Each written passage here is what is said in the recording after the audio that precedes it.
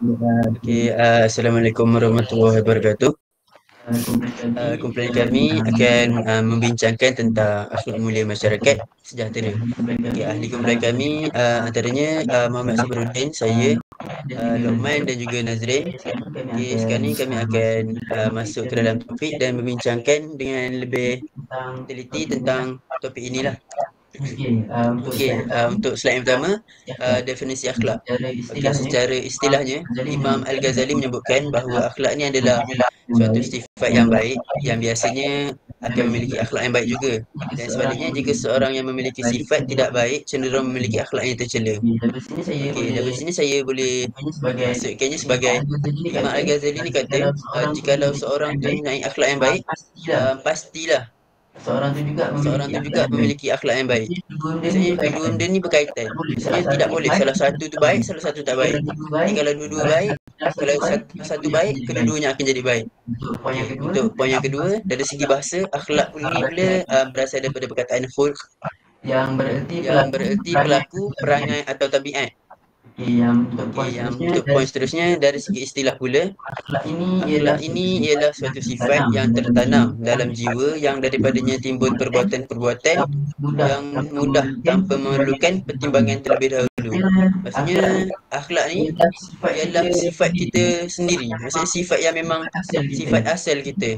Jadi perbuatan-perbuatan tu kita tak perlu pun pertimbangan dahulu sebab kita dah terbiasa. Dia bukan perkara yang kita paksa untuk buat. Benda tu adalah perkara biasa. Okey, menurut sumber utama rujukan ilmu akhlak ialah Kitabullah yang menguraikan secara terperinci dan jitu.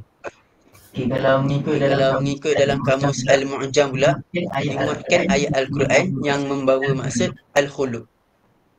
Okey, seterusnya ada contoh-contoh akhlak Rasulullah yang sebagai umat Islam kita seharusnya contohilah. Sebab nescaya kalau kita dapat contohi, tak banyak pun kita dapat contohi sedikit contoh akhlak baik Rasulullah, kita akan dapat menjadi satu insan yang disayangi oleh Allah SWT. Okey, contoh yang pertama adalah sabar dan tabah. Dan ada kisah di sebalik contoh akhlak ni. Kisahnya adalah Abu Lahab, bapa saudara Nabi Muhammad SAW ini, dan isterinya menentang dakwah baginda. Mereka menggelar Nabi Muhammad SAW ni sebagai pendusta. Namun baginda ni tak patah semangat dan sentiasa buat baik. Daripada sini kita dapat tahu, walaupun ada orang yang buat jahat ataupun melakukan sesuatu yang tak baik kepada kita, seharusnya kita perlu sabar dan tabah menghadapi cabaran tersebut. Dan kita sebagai umat Islam sepatutnya tak boleh. Kalau orang buat jahat kepada kita, kita balas semula dengan kejahatan. Sepatutnya kita balaslah dengan kebaikan. Okey, yang seterusnya pendirian yang teguh.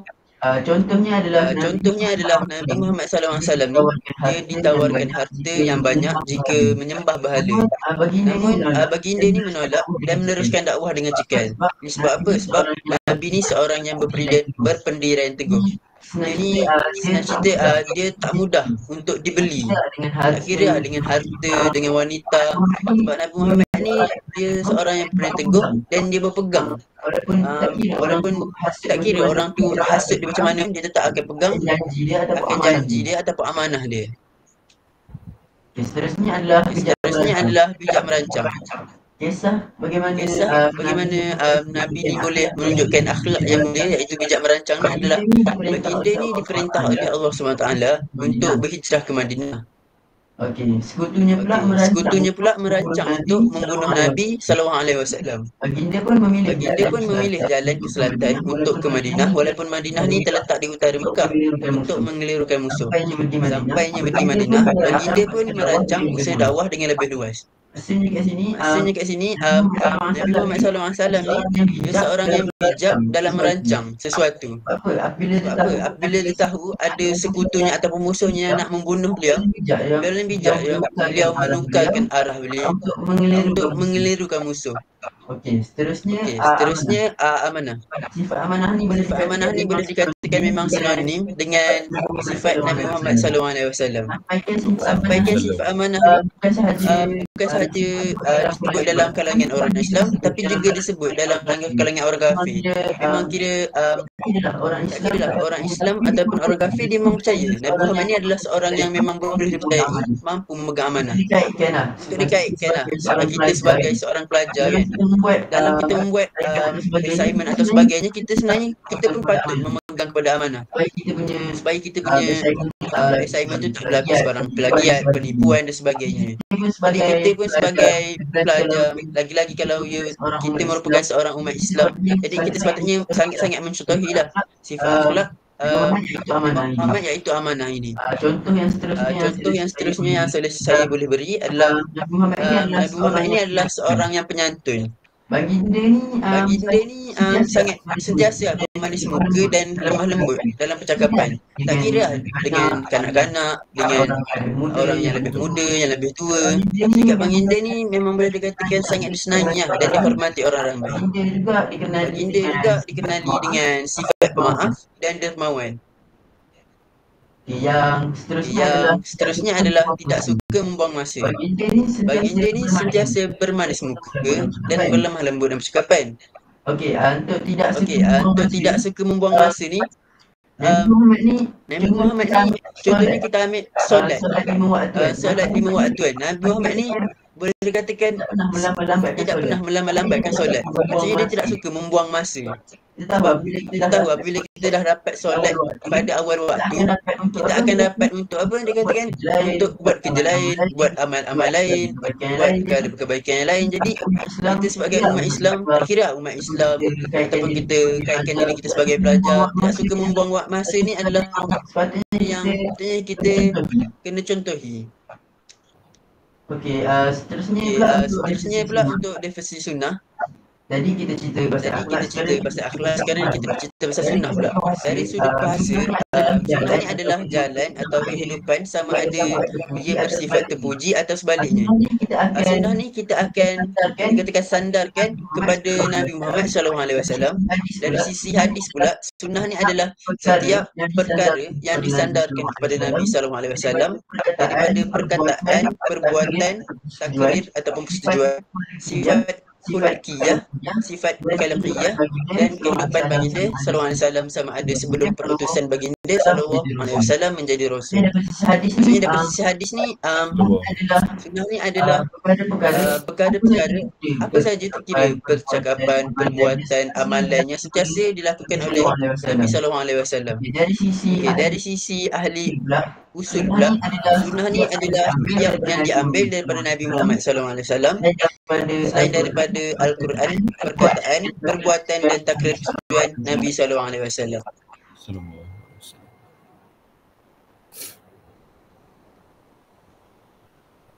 Okey, seterusnya kita pergi kepada aspek-aspek akhlak. Okey, aspek-aspek akhlak ni dia terbagi pada 5, iaitu ekonomi, sosial, pendidikan, politik, kebajikan.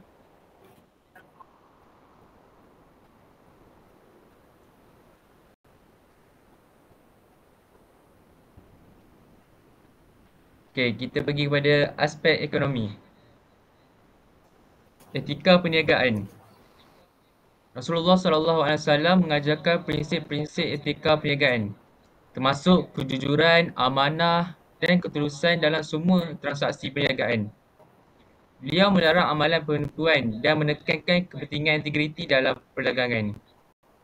Okey, di sini kita lihat Rasulullah SAW dalam niaga ni, dia tidak pernah sekali dia menipu, dia belot, dia bersikap jujur dalam apa-apa juga dalam perniagaan. Dan Rasulullah SAW juga dia melarang ketika kita berniaga berjual beli, dia melarang sekali kita untuk lakukan riba.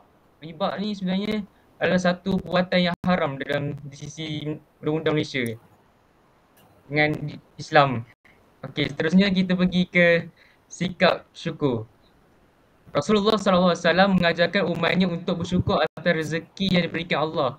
Ini membentuk sikap rendah hati dan mengurangkan sifat tamak yang pada gilirannya membantu masyarakat menghargai apa yang mereka miliki. Okey, syukur. Syukur ni kita boleh kaitkan dengan Rasulullah SAW ni dia mengajarkan umat dia untuk setiap orang ni kena bersyukur apa yang ada. Tak kira lah kita walaupun kita ada harta yang sedikit ke, kita tidak boleh bandingkan orang lain. Kita tak boleh tengok orang yang harta banyak, kita cemburu, kita kena rasa cukup apa yang Allah beri kepada kita. Okey, seterusnya kita pergi pada zakat dan sedekah. Rasulullah SAW mewajibkan umat Islam memberi zakat sebagai kekayaan yang diberikan kepada fakir miskin dan menggalakkan pemberian sedekah sumbangan sukarela untuk membantu mereka yang memerlukan. Ini membantu mencipta pengagihan kekayaan yang lebih adil dalam masyarakat. Okay, zakat dan sedekah ni. Zakat dan sedekah ni adalah salah satu pekerjaan amal yang baik yang dipandang mulia. Okay, zakat ni sebenarnya cara untuk kita menyucikan harta kita dan memberikan harta kita ni kepada jalan yang benar, kepada agama. Okay, seterusnya kita pergi kepada keadilan ekonomi. Rasulullah SAW mengajarkan tentang kepentingan keadilan dalam urusan ekonomi. Beliau melarang riba dan mempromosikan konsep keadilan dalam perdagangan dan transaksi ekonomi. Okey, keadilan ekonomi. Okey, dia berkaitan dengan perniagaan juga. So dalam ekonomi ni kita tidak dilarang juga dalam melakukan riba. Riba ni salah satu jenayah yang cara nak seleweng duit gitu. So itu salah satu cara haram untuk mendapatkan sumber duit. Okey, seterusnya kita pergi kepada aspek politik. Kepimpinan yang adil. Nabi Muhammad SAW adalah seorang pemimpin yang sangat adil. Beliau memperlakukan semua anggota umatnya dengan keadilan tanpa mengambil kira suku, bangsa atau status sosial. Prinsip ini menjadi asas pentadbiran yang adil dalam Islam. Okey. Seperti yang kita tengok kat sini, Nabi Muhammad SAW ni dia seorang yang pemimpin yang adil dan saksama. Dia tak kira bangsa ke, warna kulit ke, agama ke, tak kisah agama kafir, orang kafir sekalipun, dia jaga semua hak istimewa, semua bagi sama rata je. Okay. Seterusnya kita pergi ke kepimpinan yang bersifat konsultatif. Syura. Rasulullah SAW sering kali mengadakan musyawarah syura dengan cara para sahabatnya untuk membuat keputusan penting. Beliau memberikan contoh bahawa dalam pentadbiran pendapat dan konsultasi dengan para pemimpin dan ahli masyarakat sangat penting. Okey, di sini kita lihat Rasulullah SAW ni dia mengamalkan prinsip syura, iaitu musyawarah. Musyawarah ni dia orang kata satu mesyuarat yang memberikan satu pandangan muktamad. Atau dalam satu percubaan ni dia orang kata dia mendapatkan satu keputusan yang muktamad. Dan orang lain boleh bagi pendapat dan satu pemimpin ni boleh ambil pendapat tu, boleh terima atau tak gitu. Okay, lepas tu kita pergi pada perlindungan hak asasi manusia. Nabi Muhammad SAW memegang teguh prinsip perlindungan hak asasi manusia. Beliau melarang perlakuan zalim terhadap rakyat, bahkan dalam konteks peperangan, dan mengajarkan perlindungan terhadap wanita, kanak-kanak dan individu yang lemah. Okay, di sini kita boleh lihat Nabi Muhammad SAW ni dia jaga semua hak asasi manusia ni. Dia tak berlaku penindasan kepada orang-orang lemah, orang-orang bawahan. So dia jaga semua, tidak kira pangkat diorang macam mana pun. Dan Rasulullah SAW juga dia menjaga kawan-kawan wanita, kanak-kanak, individu yang lemah. Semasa perang Rasulullah SAW tidak pernah pun berperang. Diorang tidak pernah pun membunuh kanak-kanak, wanita dan individu yang lemah ketika itu. Mereka cuma perang tentera-tentera yang sanggup kacau mereka tu je. Penduduk awam mereka tidak uruskan langsung. Okey, seterusnya pentadbiran yang mengutamakan kepentingan umum. Rasulullah SAW mengajar bahawa pentadbiran harus berkhidmat kepada kepentingan umum dan kesejahteraan masyarakat. Beliau mendorong pentadbir untuk menjaga keadilan sosial dan mengurangkan jurang sosial. Okey. Maksudnya Rasulullah SAW ni dia mementingkan pentadbiran yang mengutamakan kepentingan umum. Maksudnya menjaga rakyat-rakyat, orang-orang anak buah ni, dia mengutamakan segi keselamatan ke, kesejahteraan ke, supaya hidup mereka ni lebih senang, lebih selesa, gitu. Okay, seterusnya.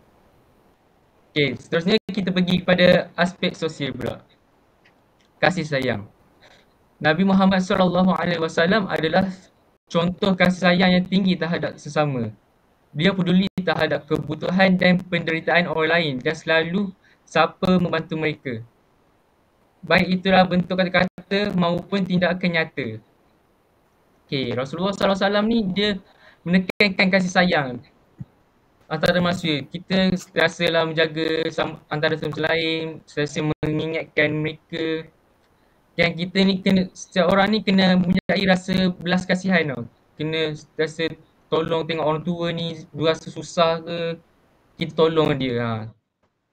Okay, seterusnya kita pergi ke kesabaran. Rasulullah SAW ni dia mengajarkan kesabaran dalam menghadapi berbagai tantangan sosial. Okay. Beliau mampu mengatasi konflik dan masalah dengan penuh kesabaran dan ketenangan. Okay, di sini kita lihat Rasulullah SAW ni dia tahap kesabaran dia sangat tinggi. Kita tengok dia bagai-bagai dakwah di sana sini, kena caci, maki semua. Tapi dia tetap sabar dan rasa tenang je ketika ni. Dan dia fikir cara bagaimana dia nak berdakwah dengan orang-orang yang tidak, walaupun tak nak pun terima dakwah dia ni. Dia tetap sabar dan tenang dan memikirkan cara yang sesuai untuk dakwah dengan mereka. Okay, seterusnya kita pergi kepada kepedulian sosial. Nabi Muhammad SAW mendorong umatnya untuk peduli terhadap orang-orang yang kurang beruntung dan memberikan kepada mereka dengan sukarela. Beliau juga memotivasi umat Islam untuk memberikan sedekah dan berbagi harta dengan orang yang membutuhkan. Okay. Di sini kita lihat Rasulullah SAW ni dia sentiasa membantu orang yang kurang senang, tidak beruntung lah. Sebab kat dunia ni tidak semua orang yang mempunyai harta banyak, yang kaya semua. So orang yang susah ni kita tidak boleh menindas dia, tidak boleh pandang rendah dia. Sebab rezeki ni milik Allah. Kita kena berbagi kepada orang-orang lain juga. Sebab apabila kita sedekah harta kita kepada Allah, akan tambahkan lagi harta kita di dunia ni maupun di akhirat. Okay, seterusnya kita pergi kepada toleransi. Nabi Muhammad SAW mengajarkan toleransi terhadap beragam keyakinan dan budaya. Beliau menjalinkan hubungan yang baik dengan orang-orang dari latar belakang yang berbeza dan mempromosikan perdamaian. Okey, di sini Nabi Muhammad SAW menggalakkan kita toleransi. Tidak kira agama ke bangsa tenggara kan. Nabi juga melarang kita membenci agama lain mahupun kita menghina agama tersebut. Sebab sebagai umat Islam kita kena terima walaupun agama, tidak kira selain agama Islam ni, kita terima je. Kita kena berbaik sebab hidayah ni milik Allah. Kita tidak boleh paksa dalam agama Islam ni, sebab satu ayat Al-Quran kata la ikraha fid din, tiada paksaan dalam agama. So kita sebagai umat Islam ni kita kena sentiasa saling bantu, tak kisahlah dia agama lain ke, bangsa lain ke, kita kena saling membantu antara sama-sama lain. Okay, seterusnya kita pergi kepada aspek kebajikan. Yang pertama, kita kena melahirkan pengorbanan. Nabi Muhammad SAW dikenal sebagai seorang yang sangat dermawan dan murah hati. Baginda sering memberikan harta dan bantuannya kepada orang-orang yang memerlukan tanpa memandang suku, agama atau status sosial. Okay. Sebagai Nabi Muhammad SAW ni, dia terkenal dengan sifat yang dermawan kan, dia murah hati. Dia sentiasa sedekah, sentiasa beri harta dia ke jalan Allah semua. Walaupun harta dia sikit pun dia bagi juga. Dia tidak kira walaupun apa orang kata, Walaupun ada apa yang mampu dia mampu dia bagi. Tak kisah apa. Asalkan dia dapat menolong orang tu pun cukup dah. Bagi orang tu senang pun dah cukup dah. Okey, seterusnya kita pergi pada berperi kemanusiaan. Baginda adalah pribadi yang penuh kasih sayang. Rasulullah tidak hanya menunjukkan kasih sayang terhadap umatnya, tapi juga terhadap haiwan, alam dan lingkungan sekitarnya. Baginda mengajarkan bahawa kasih sayang adalah nilai penting yang harus dipraktikkan dalam kehidupan manusia, kehidupan seharian.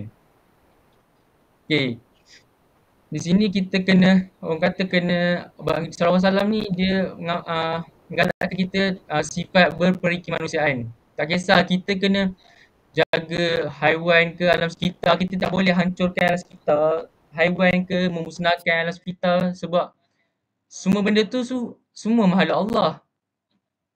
Cuma kita ni diberikan kelebihan daripada Allah, kita berikan ada otak, ada akal yang boleh fikir.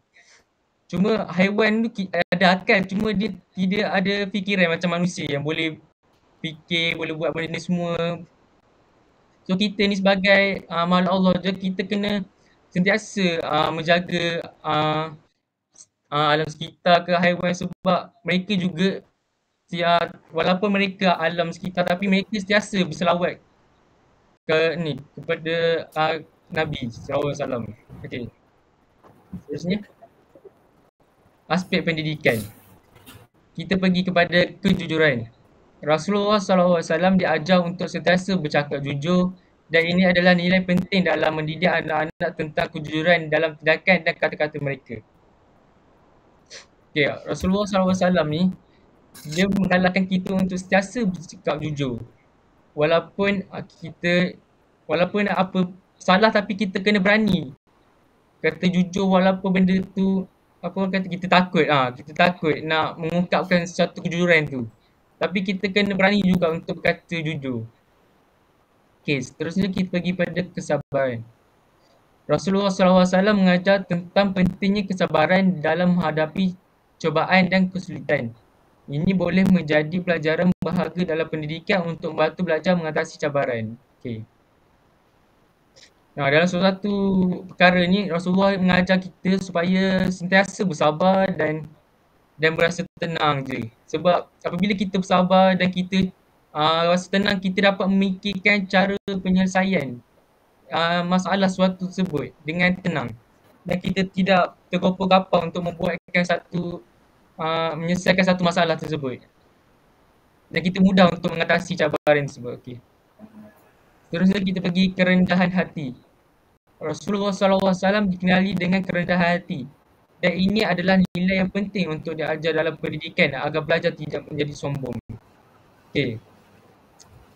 Dalam Rasulullah ni dia terkenal dengan sifat kerendahan hati ni. Kerendahan hati supaya kita ni penting dalam setiap diri masing-masing supaya kita tidak rasa sombong. Contoh misalnya macam orang tu memiliki harta lebih, kaya raya, tu dia sombong. Allah bila masa je boleh tarik harta tersebut. Sebab kita yang dah hidup ni kita kena sentiasa bersifat tawaduk, orang kata, tawaduk, merendah diri. Kita rasa rendah diri je, kita tidak rasa sombong, riak, takabur semua tu. Sebab benda tu tidak elok kan. Sebab syaitan pun dia antara satu yang sifat syaitan lah sifat dia takabur, dia riak. Macam mula sekali kisah Nabi Adam dengan syaitan kan. Syaitan dia sebelum tu kan dia bangga kan, dia kata kenapa aku kan diciptakan daripada api tapi sedangkan Nabi Adam tu diciptakan daripada tanah. So dia riak, dia kata dia diciptakan daripada api, dia hebat lah dia kata. Sekali Allah tidak maafkan dia sebab dia membanding-bandingkan ciptaan Allah Subhanahu Wa Taala. Okey, seterusnya.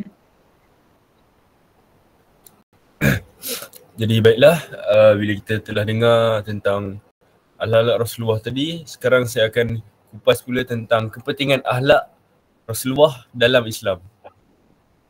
Dari sudut individu, akhlak Rasulullah ni dapat membina jati diri yang baik. Maknanya seseorang tu kalau dia mengamalkan akhlak Rasulullah, insya-Allah dia akan dapat sifat-sifat yang baik, akhlak-akhlak yang baik. Dan poin seterusnya, dapat mengelakkan iman daripada menjadi lemah dan memelihara diri daripada terpengaruh oleh anasi-anasi luar. Seperti mana yang kita tengok sekarang, ramai anak-anak muda yang telah terpengaruh dengan anasi-anasi luar melalui gadget. Ini berlaku budaya barat, budaya yang datang daripada Eropah. Hal-hal sebegini akan menjurus kepada pergaulan bebas, kekerasan secara teruk dan sebagainya. Jadi bila kita lihat kepada masyarakat pula, kepentingan akhlak Rasulullah, Allah Subhanahu Wa Taala yang Maha Bijaksana, Allah Subhanahu Wa Taala Maha Bijaksana dalam menjadikan manusia yang saling memerlukan antara satu sama lain bagi mencapai sesuatu matlamat. Seperti mana yang kita tahu, Rasulullah SAW adalah seseorang yang sangat bekerjasama dengan orang lain. Contoh, bila mereka ingin memutuskan satu keputusan, baginda sampaikan satu maklumat. Jadi seterusnya dapat membentuk masyarakat yang bersatu padu serta mewujudkan keharmonian. Bila kita telah mesyuarat, kita telah bersepakat dalam mendapatkan kata setuju dalam memuaskan hati semua orang, kita boleh mewujudkan masyarakat yang harmoni, yang damai, tiada perbalahan. Seterusnya pula kita pergi kepada aspek keluarga. Tunjuk ajar akhlak daripada kedua ibu bapa dapat membantu sesebuah keluarga menjadi lebih bahagia. Ini kerana apabila mak ayah kita, ibu dan bapa kita mengajarkan anak-anaknya tentang akhlak Rasulullah, maka akhlak-akhlak yang berpegang teguh kepada akhlak Rasulullah. Ini termasuklah perkara-perkara baik yang dilakukan oleh Rasulullah. Jadi daripada anak-anak, kesannya kepada anak-anak, mereka akan jadi taat kepada ibu bapa, menolong ibu bapa, sentiasa menolong orang yang kesusahan, bertoleransi, ringan tulang dan sebagainya. Jadi seterusnya ialah bimbingan daripada keluarga dapat membentuk akhlak yang baik terhadap kanak-kanak. Seperti mana yang saya cakapkan tadi, anak-anak ini kita nak didik biarlah daripada bawah. Daripada mereka kecil, bab kata pepatah, melentur rubung biarlah daripada buluhnya. Maafkan saya. Melentur buluh biarlah daripada rebungnya. Jadi kita harus didik anak-anak ini daripada kecil lagi supaya bila mereka besar, mereka akan ada sifat-sifat dan akhlak-akhlak Rasulullah yang tertanam dalam diri mereka.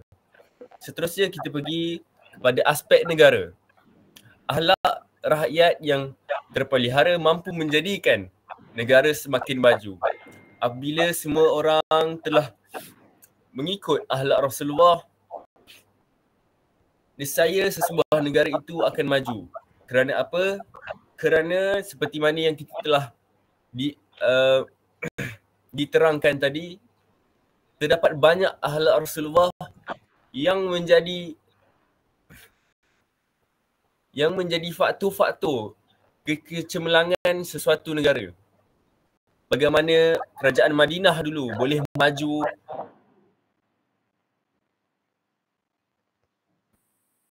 seterusnya pemimpin yang berakhlak mulia dapat memimpin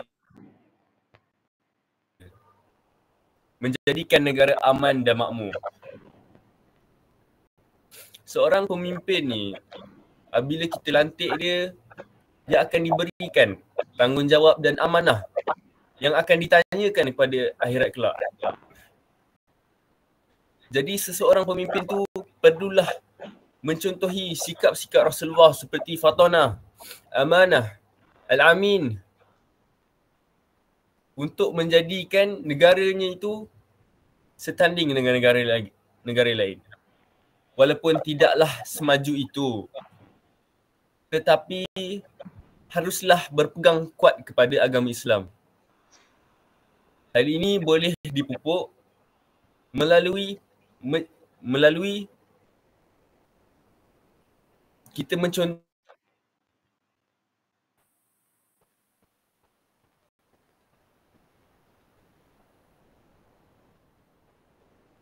Jadi sebagai rumusannya, penghayatan akhlak dan sunnah Rasulullah dalam kehidupan sehari-hari adalah suatu tindakan yang penuh makna dan penting bagi umat Islam. Hal ini mencangkup tindakan dan perilaku yang mencerminkan ajaran dan tindakan Nabi Muhammad SAW. Ini adalah cara kita untuk mendekatkan diri kepada Allah Subhanahu Wa Taala dan menjadikan individu lebih baik serta memberikan manfaat bagi masyarakat sekitar. Wabillahi, saya rasa sampai di situ sahaja. Saya Nazrin Haris bin Samsun Baharim, Muhammad Luqman bin Khairul dan Muhammad Sabruddin bin Torihain. Assalamualaikum warahmatullahi wabarakatuh.